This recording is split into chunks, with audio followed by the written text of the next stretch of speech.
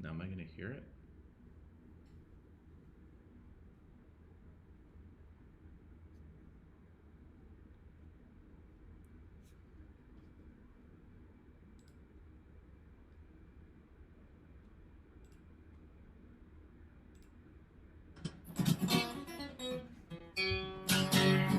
COVID-19, why you do this to me?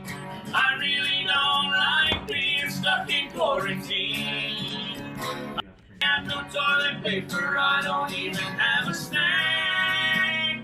Hey, coronavirus, I want my life back. Well, good evening, isolators. Can you hear me? Can you hear me? Good? Good? I think we got everything in order here right now. Boy, are you going to be bored tonight because I don't have a guest tonight. A guest fell through. So it's just me. It's just me, and I apologize for that right off the top. Let's get right to what you are grateful for today. Hold on. We're just, there we go. Bring that up. Parker's just busy doing something over here. And all right, I'm going to plug something here. You plug that in. All right. What are you grateful for? Let me see. Let's go to Diana, and I am, sorry, it's Marie. Grateful for everything I have. Family, friends, food, roof over my head. Rose was grateful to see her son. Greetings from Port Elgin. Hello, Lynn. Let me see. Okay, hold on. I'm not as good at this as Parker. So, have you got it? Yeah. Okay. All right. There was a whole bunch earlier on. Grateful this morning that we are about to enter stage 2 for some areas. We're going to talk about that in a little bit. We're also starting a series today on getting ready for a return to normal, or what is going to be the new normal. Grateful the case numbers are down. I'm grateful for the sunny days. It's been a spat of It's been a run of beautiful weather, has it not? Over the last couple of days. Love it. And the temperature has just been perfect. Grateful for all the friendships. Sorry, missed that one. Can we go back to grateful for all the friendships that have graced our little community of isolators. Well said, Mike. Well said. Thinking did have a thought today. Perhaps these are the final 2 weeks of Kevin's isolators. And I'm thinking. I'm not sure. May get to show 100. We'll see. I think we're winding down into the way of isolation. Hold on. Is my microphone okay? Hold on 1 second. I think there was only one person who mentioned it, but that doesn't mean it's not working. There. Is that better? Can everybody hear me? It's using your computer. Oh, I see. It's using the wrong microphone. Here, let me change. Yeah, just all these little technical difficulties. 1 second. Let's. Well, as long as you can hear me a bit, that's it. We'll continue on for now. I don't know where it went. Okay, we're going to use this microphone. As long as you can hear me okay, we're going to soldier on. And like I said, we are now going to start a series that's going to run all this week about preparing you to return to the new world.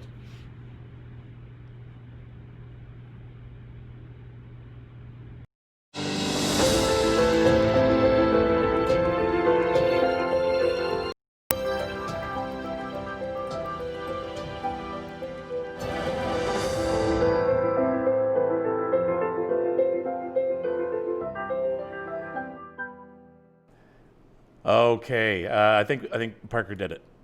Way to go, Parker. I don't call him Park. I don't know why. I've never called him Park in my life. So we get the microphone working now, and we are starting that series. Today we're talking about trauma. We have, believe it or not, been through a trauma. We have been going through grief. We have had something similar to a concussion. We have had something similar to a traumatic event in our lives. And so we have to tread carefully from this day forward in order to get ourselves back up to speed. And this is really important because there is something that is called the echo pandemic. It's called reentry anxiety. There's all sorts of terms that are being given to it. But it all deals with our mental health coming out of being in isolation. Being in isolation, even though you may not feel you're completely in isolation, that you have loved ones around you or you've seen people you've gone out to the store, you have been. And your mind knows that. So that's what we're working on. We're going to work on things later on about how you can help your kids ease out of isolation, what we can expect from our business and work world after isolation, restaurants. What is the new normal going to look like? Tonight, though, we start with trauma. First thing I want to do, though, is get to Premier Ford making the announcement just a few hours ago that almost everybody, is going into stage 2. I'm excited to announce today that as of this Friday, the following regions will be able to enter stage 2. Durham, Hamilton, York, Halton, Niagara, Haldimand, Norfolk, and Sarnia-Lambton County. This will mean more people going back to work at restaurants, bars, beauty salons, shopping malls, and many other businesses, big and small, in those regions. For the regions still remaining in stage 1, Toronto, Peel, and Windsor-Essex, we ask you, please be patient, because we can't let our guard down. But the good news is the public health trends across the province are going in the right direction. We're making steady progress. And if we keep working together, I'm hopeful that all communities in Ontario will be able to enter stage 2 very, very soon. So there you go. We are now opening up more and more. It doesn't mean that we don't have to be careful. It doesn't mean we're not going to see another spike in the numbers. In fact, I would suggest you expect that now so you're not surprised later. There is going to be a second wave. There's going to be a resurgence in the numbers, whether it happens in the first few weeks or whether it happens closer into the fall and winter. It is inevitably going to happen, as we've seen happen around the world. So you still have to be on your guard, wash your hands, and be careful. Toronto and Windsor, Peel, we've been bad. Well, let's take demographics into account, okay? The size of the populations in the area, happenings that have been going on as well. So yeah, our numbers are not that great. So it looks like until at least June 26th before we can join the rest of the province. What I think is going to happen is we're going to see a big influx of traffic starting Friday heading out to go get their hair cut and or colored, as we're starting to discover the true color of people's hair right now. But we're going to keep our fingers crossed, and we, again, want you to practice the safe social distancing and washing of the hands, et cetera, et cetera, et cetera. I am conducting a survey this week, and it's online right now. In fact, the description is, the link is in the description of this show. And it's just asking a number of questions that I'm gathering for the end of the week. And Aaron Davis is going to be joining me on Friday, and we're going to take a look at how all of you are feeling. We're taking your temperature. We're going to find out how you're feeling heading out of isolation. So I encourage you to go into that. Actually, Parker, in the notes down here, there is if you could copy and paste that and post that somehow. You're not able to do that on this all that easily? All right, he's going to work on that. He's going to work on that. So we'll put, just in case you don't see the link in the description, he's going to put that out. I ask you to go and check out. We've already had several hundred people do that already. So that's good. And it's just asking you questions about how you're feeling heading out of COVID, how you are feeling about going to work. How long do you think it'll be before you will go into a theater or a sporting event, should they open up again? So I ask you to go and do that.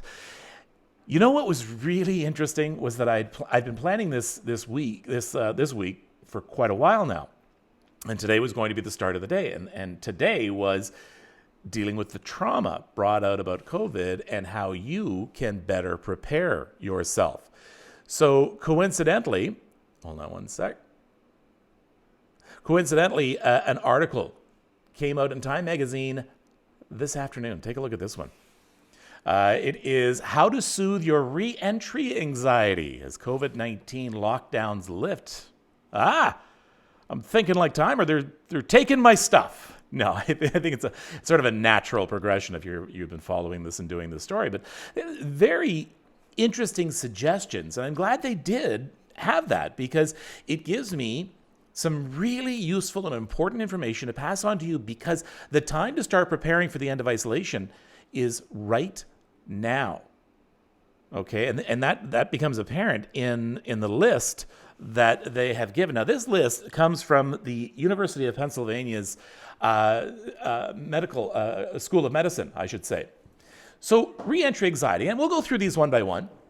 Take baby steps, start soon, think long-term, be wary of crutches, recruit a partner, get help, and be gentle with yourself. So let's start with take baby steps. And this is, like I said, something that you can start today. So if you have been very dedicated to isolation, have not gone out or anything like that, now's the time to start doing it. Now is the time to start venturing out a little bit. Go out to the park and sit for a while. Meet up with a friend, social distance-wise, and start talking. Just start doing more than you're doing now. If you've already been doing that, then try to add a little bit more to that. But starting to take baby steps right now will do a number of things. First of all, it will help reacquaint you with life and with the outside. It will also let you know how you're feeling.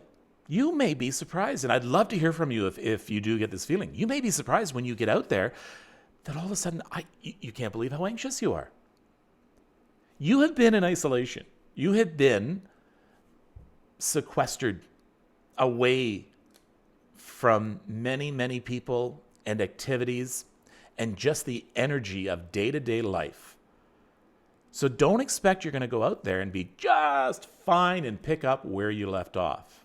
There's a good chance that you may have developed some anxious feelings. So it's time now, this week, to start going out and testing that out. And then you know what you have to work on. And we're going to be working on it all this week. What was the next thing? What was the next thing on the article? Down to B there, right here. There we go. Okay, start soon. Isolation is winding down faster than you know. Like we say, we're entering in stage 2 in a lot of cases this weekend. So you got to start acting now to mentally preparing yourself. I hope you have been meditating. If you have not, it'd be a great time to start. Going out, such a beautiful night tonight, why not go out this evening? But start soon to start reintroducing yourself to life.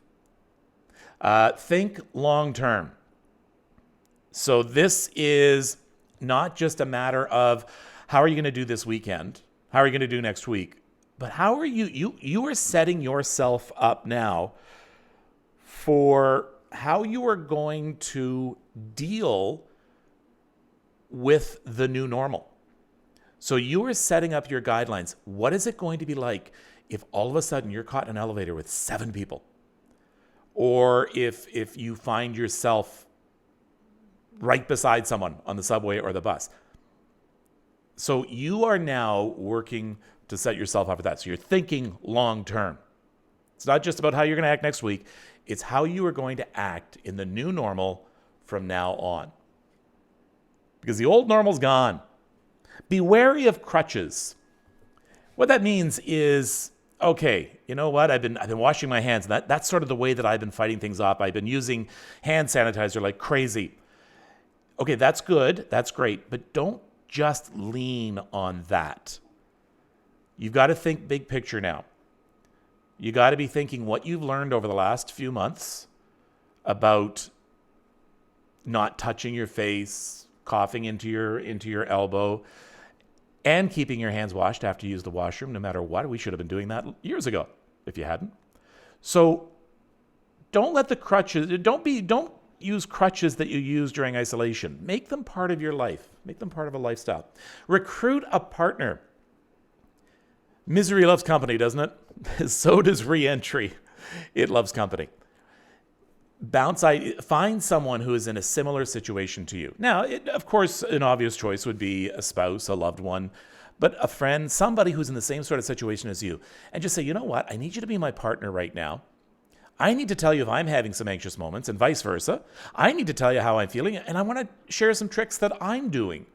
Maybe you could share some tricks you're doing to help you cope. You when you're in any way dealing with depression or anxiety, being alone is the worst thing. And then it just becomes this downward spiral. You feel you're alone, you're more depressed for being alone. You feel you're depressed, you feel you're alone, and so on and so on and so on. You're not alone in this. There are going to be lots of people out there who are extremely anxious about returning out there. I'm still trying to figure out what to call it. We're calling it re-entry. We're calling it the new normal. We're calling it the abnormal. I don't know what else we can call it. So if you're getting tired of me calling it the new normal, I'm sorry. Get help. And we've said this right from day one. Don't handle things alone. If you feel anxious, if you feel stressed, then reach out. And there have been so many people who have been on this program. There have been so many people that you can get on the internet. There's a lot of free services available. So go check them out. Reach out. Don't do this alone. Don't be a hero. Now, this wasn't in the article, but I added this last one in there because I always find it so important whenever you're trying to do some self-help. And that is, be gentle with yourself. We can get so easily caught up with change and with what's going wrong that we get mad at ourselves. So, okay, you touched your face after touching an elevator button. Don't just say, "Oh, you idiot, you idiot, idiot." Ow. You need to just say, lesson learned. Got to remind myself not to do that. Be gentle with yourself. It's the same way with meditation. If you're going to be meditating and your mind wanders, you can't get mad at yourself. You're defeating the whole purpose of meditation. The whole idea is to gently bring yourself back. Accept who you are. Accept your thoughts. Accept your feelings. It's normal. Don't be hard on yourself. It'll be a while before we feel normal again. It will happen though. It will. Trust me.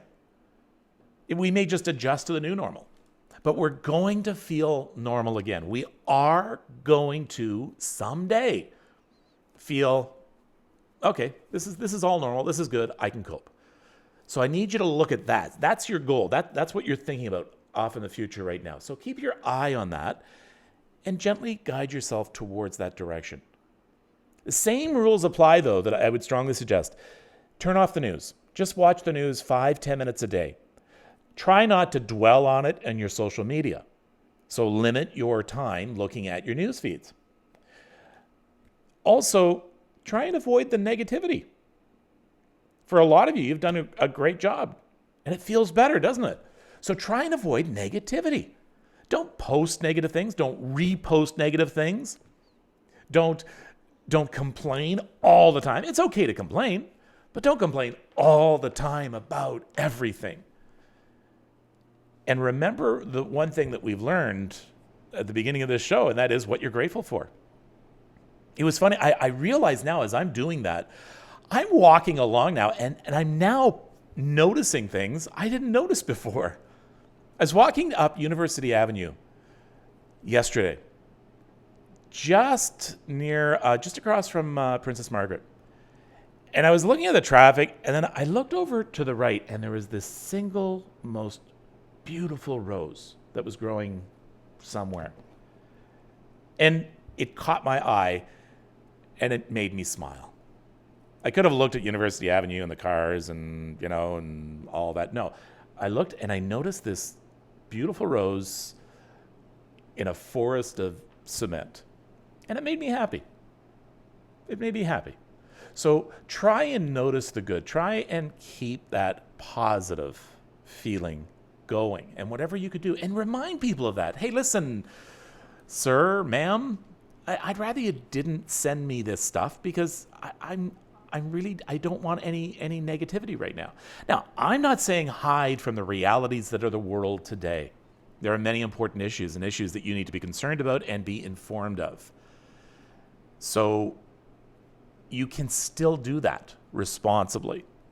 You can still do that effectively without getting yourself dragged down into the muck of complaining about everything and anything.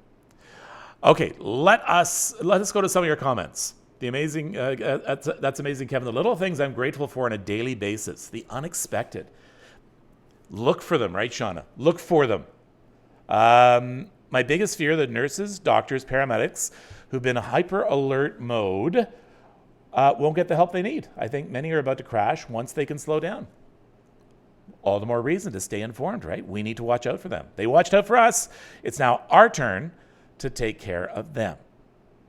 The ice cream truck is here. Charity, I thought you were sick. All right, go get your ice cream, Charity.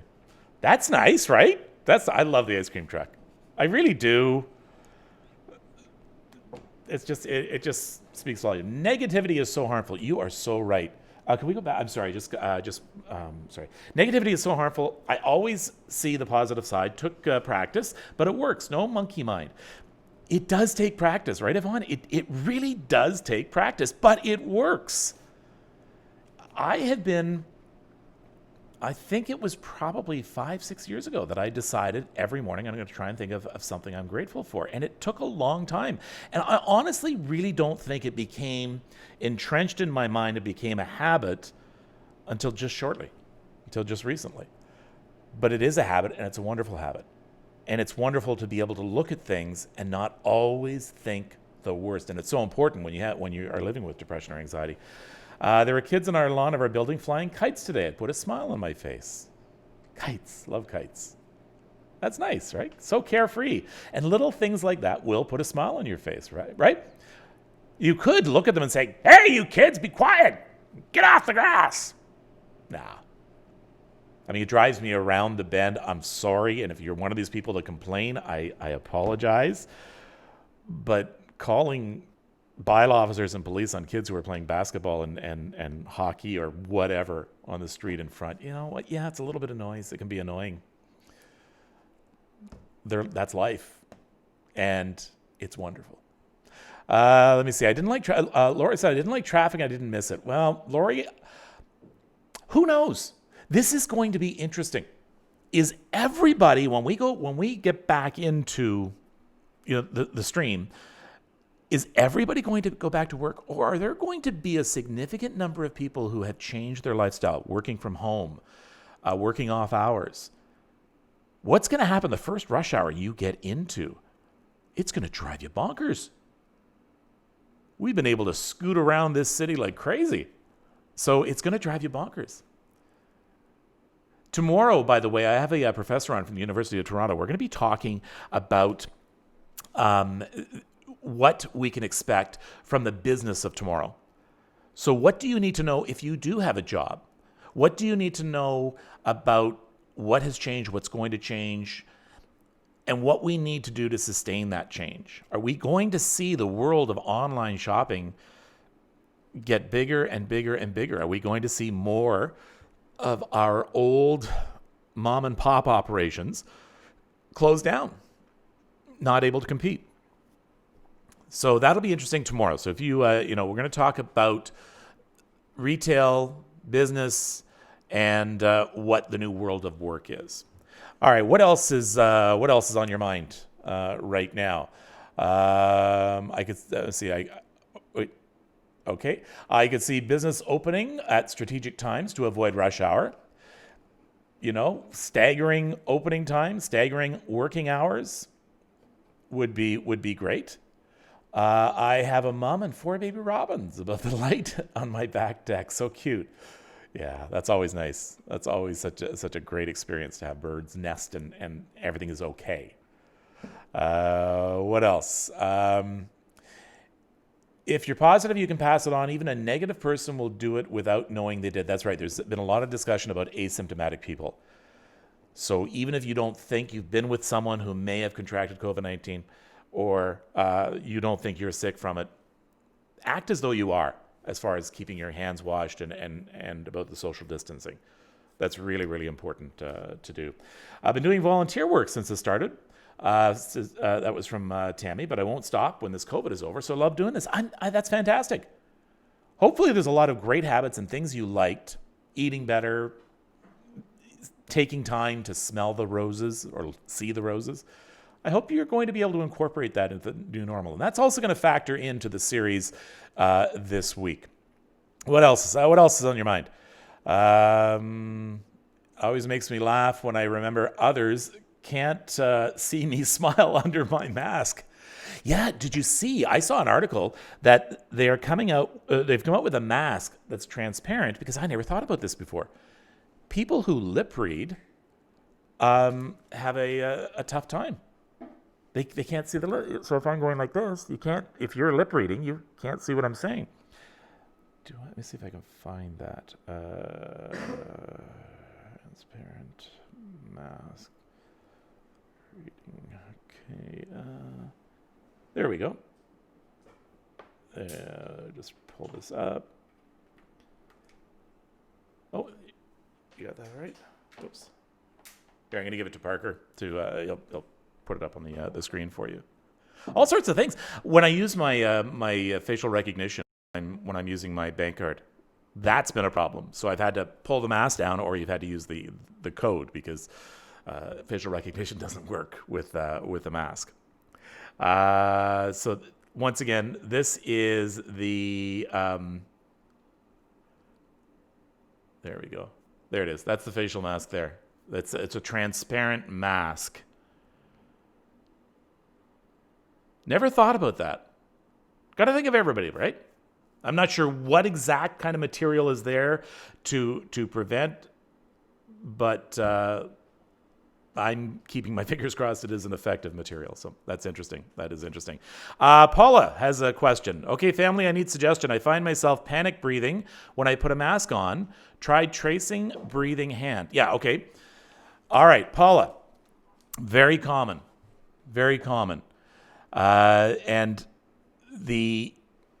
it can be tough, because you're thinking about it, and then you're thinking, what can I do to prevent this? But you're still thinking about it. So might I suggest, to begin with, is lie down on your bed, lie down on a couch, and take the mask, and just here. Hold on one second. Let me go grab my mask.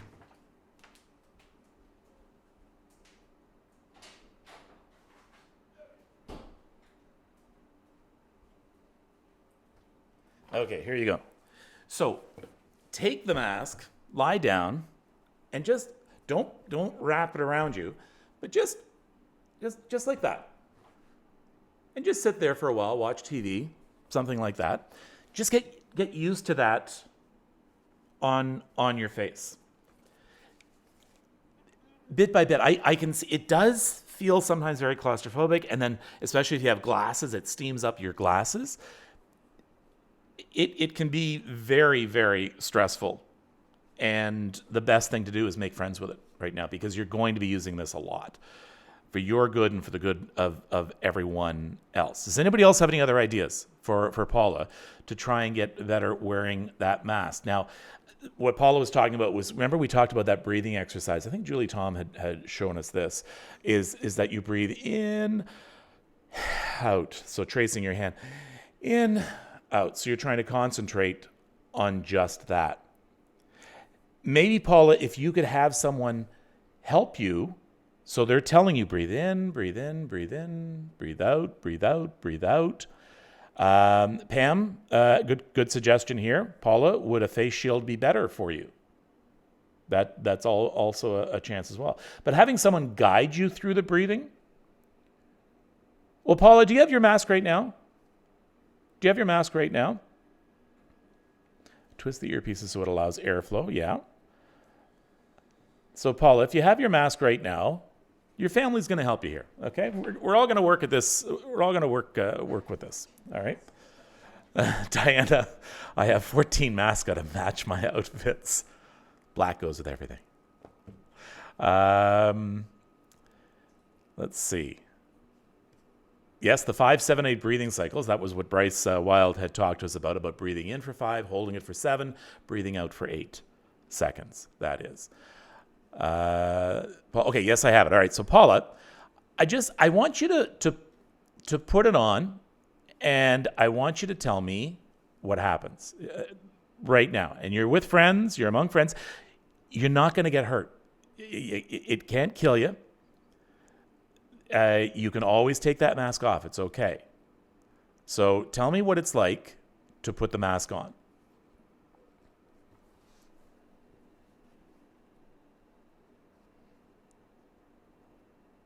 All right, so I hope she'll be okay. So, Paula, you may have answered already. It takes, like I said, it takes about 45 seconds to get around. Wear a pashmini part around your face.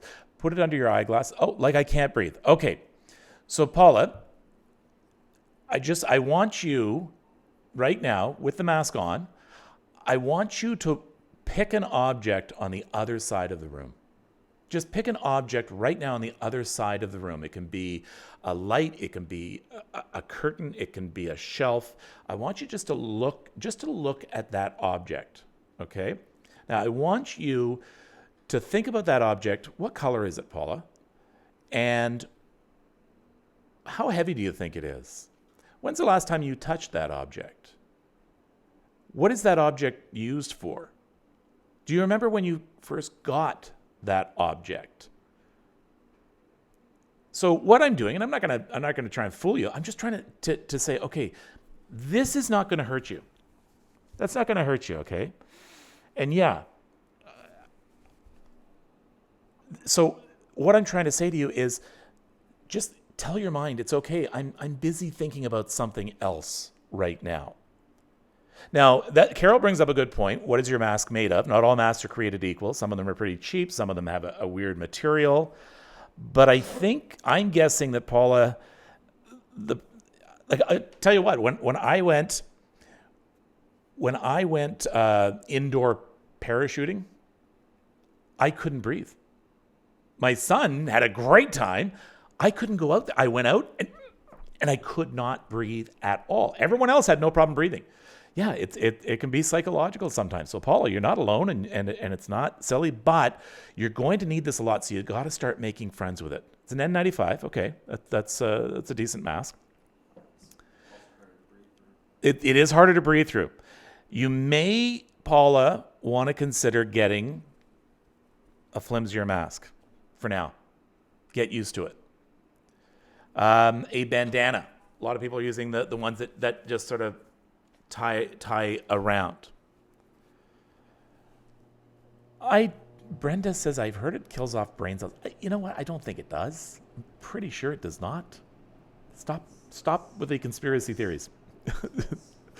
Stop.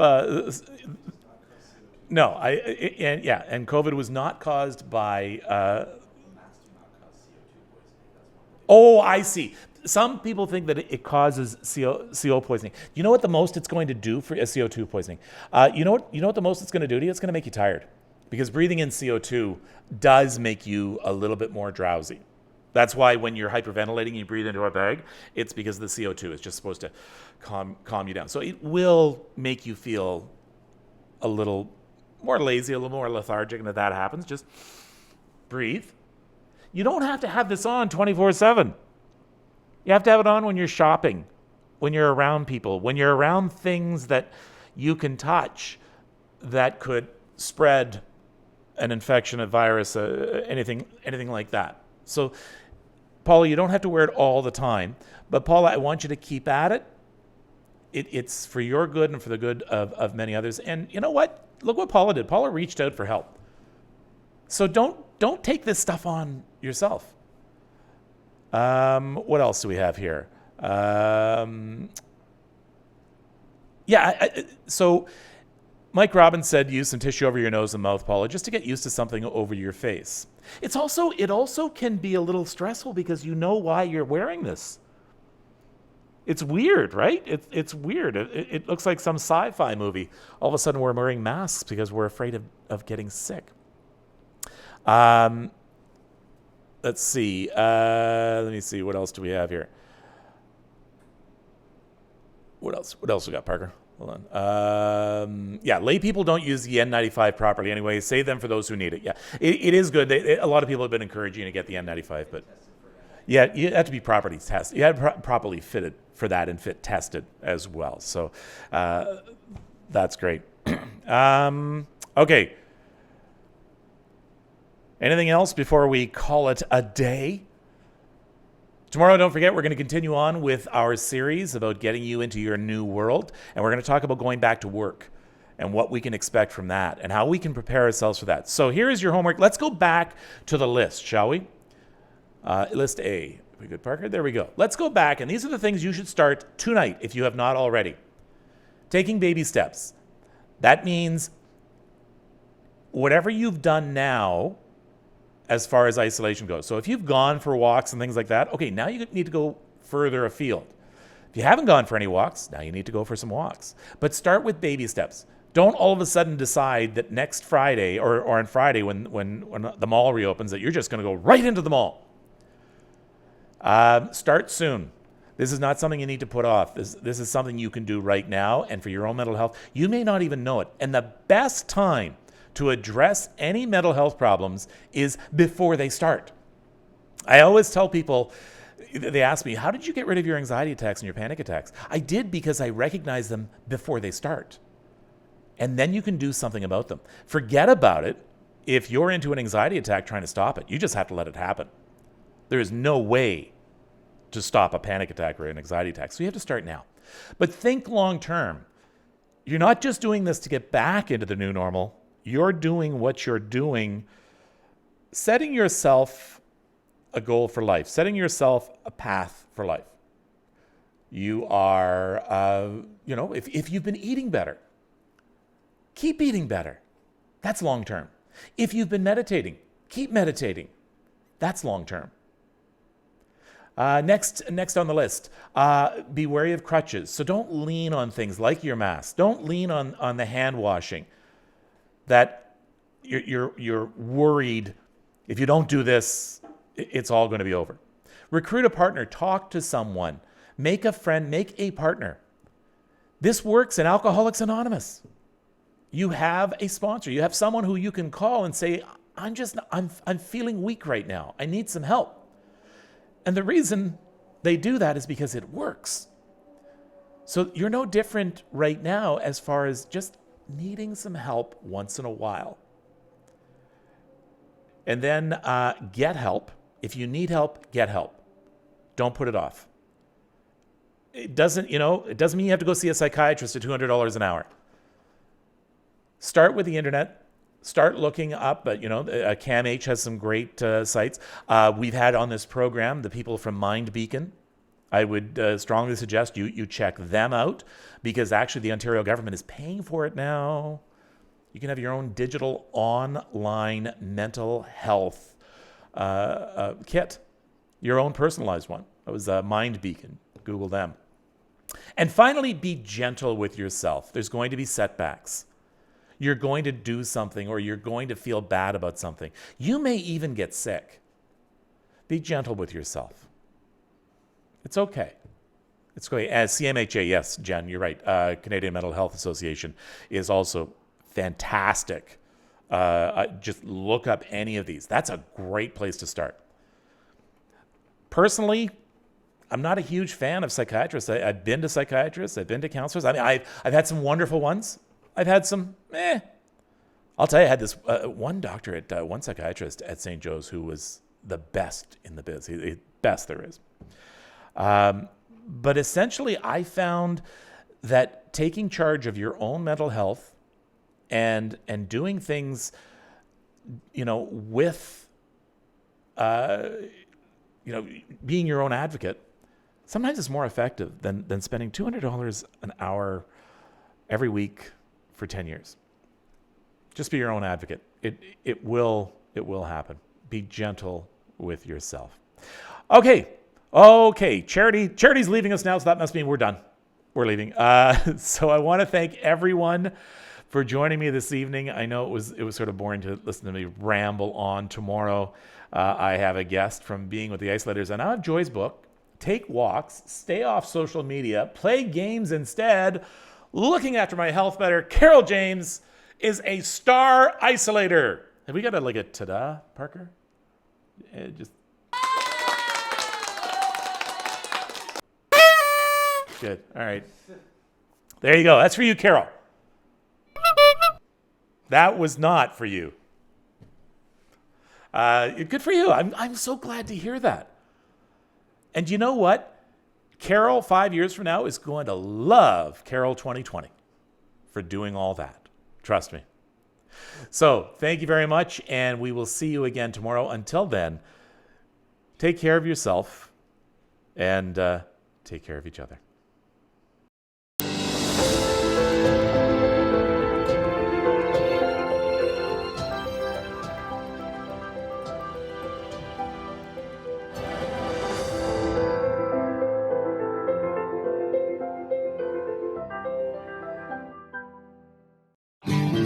COVID-19, why you do this to me?